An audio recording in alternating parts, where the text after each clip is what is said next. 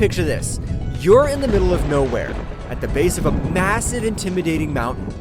The air is thick with anticipation, and suddenly, thunder roars, lightning cracks, and the earth beneath your feet trembles.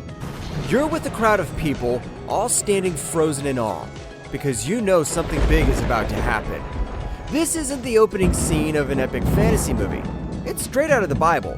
We're talking about Mount Sinai, where God gave Moses the 10 Commandments. And here's the thing. These weren't just rules for a wandering group of people thousands of years ago. They're still relevant today in ways that might surprise you. But before we get to that, let's rewind and set the stage. So, here's the backstory. The Israelites, led by Moses, had just escaped slavery in Egypt. They were free for the first time in generations. Sounds amazing, right? Freedom! No chains, no pharaoh, no endless labor. But with freedom comes chaos. Imagine you've just been set free, but there are no guidelines, no structure, no laws. People start arguing about who's in charge. Someone's goat is eating someone else's crops. Tempers flare. It's like the Wild West, but in the desert. God saw this unfolding and basically said, all right, we need a reset. Let's lay down the foundation for a society that actually works. Enter the 10 Commandments.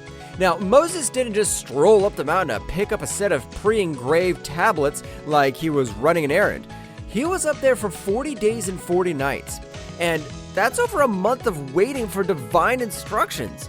40 days of praying, wrestling with doubts, and probably wondering, did I pack enough snacks for this trip? But what he came back with wasn't just a list of to-dos and don'ts. It was a framework for living. Rules that balanced personal responsibility with communal care. The 10 Commandments are split into 2 categories. The first 4 focus on our relationship with God, and the last 6 are about how we treat each other. These commandments aren't just ancient laws. They're timeless principles that shape how we live, love, and connect with God and others. Let's take a deeper look at each one and see how they still apply today, shall we? Number 1, don't worship other gods. You shall have no other gods before me, Exodus 23. The Israelites had just left Egypt, a land filled with gods for everything. Sun, rain, crops, fertility. God was calling them to something radical, devotion to Him alone. Today we might not bow to statues, but we still struggle with misplaced priorities. Success, power, relationships, or even personal comfort can become gods when they take first place in our hearts. This command reminds us to center our lives around what truly matters, our relationship with God. Number 2, don't make idols. You shall not make for yourself an idol, Exodus 20, 4-6. Idolatry isn't just about golden statues. It's anything we put before God. Money, career, social media, or even our own self-image can become idols when we rely on them for validation. Think about it. How much time do we spend chasing wealth, status, or approval? This command challenges us to examine what we truly worship. Where do we place our trust? What do we spend most of our time and energy on? God calls us to worship Him, not things that'll eventually fade away. Don't misuse God's name. You shall not misuse the name of the Lord your God, Exodus 27. At first glance, this might seem like a rule against swearing, but it's deeper than that. It's about respecting the power and holiness of God's name. When we use God's name carelessly, whether in anger, as a joke, or even to manipulate others, we diminish its significance. This command is a reminder to speak about God with reverence and to represent Him truthfully in our words and actions. Number 4, keep the Sabbath holy. Remember the Sabbath day by keeping it holy, Exodus 28-11. In a world that glorifies busyness, rest is a radical act. The Sabbath isn't just about taking a day off.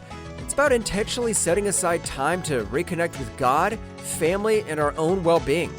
Too often we work ourselves to exhaustion thinking productivity defines our worth, but God created rest as a gift, reminding us that we are more than what we do. Whether it's a full day of rest or intentional moments of stillness, honoring the Sabbath restores our souls and helps us trust that God is in control. Number 5, honor your parents. Honor your father and mother, Exodus 20:12. This command isn't just for kids. Honoring our parents means showing them love, respect, and gratitude, regardless of our age. It also extends beyond biological parents to mentors, elders, and those who have guided us. Even if our parents aren't perfect, and no one is, we can still choose to treat them with kindness.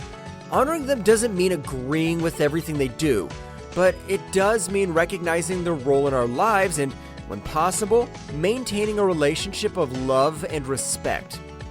Number 6, don't murder. You shall not murder, Exodus 20:13. Most of us haven't taken a life, but Jesus expanded this command by teaching that anger, hatred, and resentment are also forms of destruction. Matthew 5:21-22.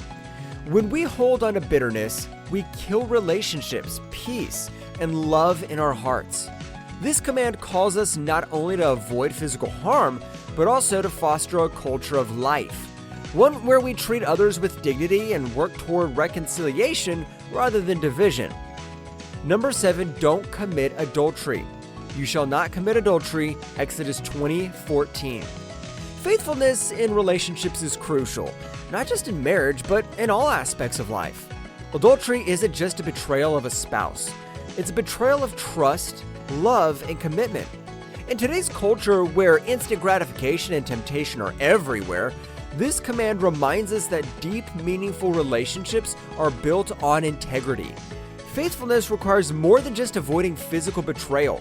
It means honoring commitments, being honest, and choosing love over selfishness.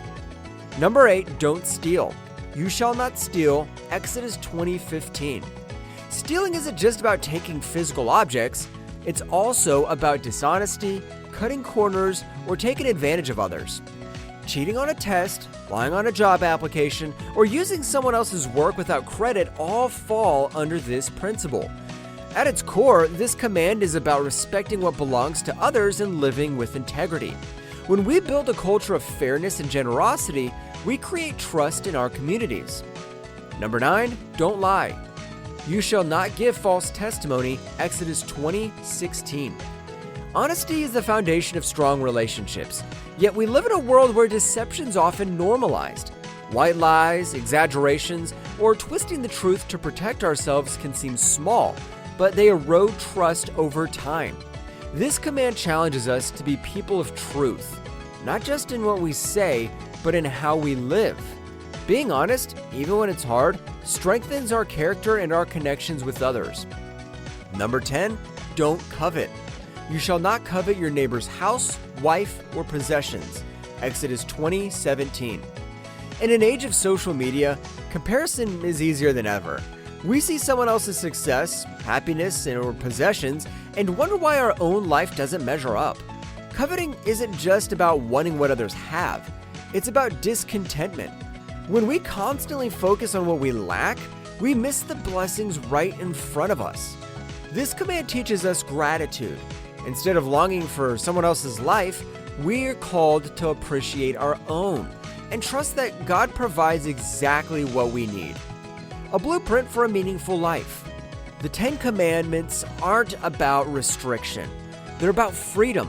Freedom from chaos, guilt, broken relationships, and misplaced priorities. They guide us toward a life of love, trust, and integrity. Of course, none of us follow them perfectly, but that's the beauty of God's grace. He doesn't expect perfection, just a willing heart that strives to walk in His ways. So instead of seeing these commandments as ancient rules, think of them as a timeless roadmap for a life of peace, purpose, and true fulfillment. And remember, the goal isn't to check off a list, it's to grow into the kind of person who loves God and others well. Alright, you might be thinking, okay, these were great for ancient times, but what about now? Are we past all that? Not really. Think about it. How much of our stress, conflict, and unhappiness comes from ignoring these principles? Take the Sabbath, for example. When's the last time you truly rested? Not scrolling through your phone or half watching a TV show while answering work emails. Real rest. The kind that restores your soul. Or what about don't covet? Ever found yourself scrolling through someone else's vacation photos and Feeling like your life doesn't measure up? That commandment isn't just about avoiding envy. It's about finding peace in what you already have. And here's the kicker. They work because they tap into something universal. No matter your culture, religion, or background, these principles resonate. Why? Because they're built on love. Love for God, love for others, and yes, even love for yourself. Now, does this mean we're supposed to follow them perfectly 24/7? Let's be real, no one gets it all right all the time. I mean, who hasn't had a moment where you muttered something under your breath that would make the "don't misuse God's name" rule blush? The point isn't perfection, it's progress. The 10 Commandments remind us of the kind of people we're striving to become. When Moses came down that mountain, he wasn't just holding stone tablets. He was holding a vision of a community where people treated each other with respect, dignity, and kindness. So the next time you hear about the 10 Commandments, don't think of them as a dusty list of old rules. Think of them as a timeless blueprint for a life that's fuller, richer, and more meaningful. Which of these commandments speaks to you the most today? Let me know in the comments, and let's encourage one another to walk this journey together. Thanks for watching. And if this story resonated with you, share it with someone who might need a reminder that guidance is at hand.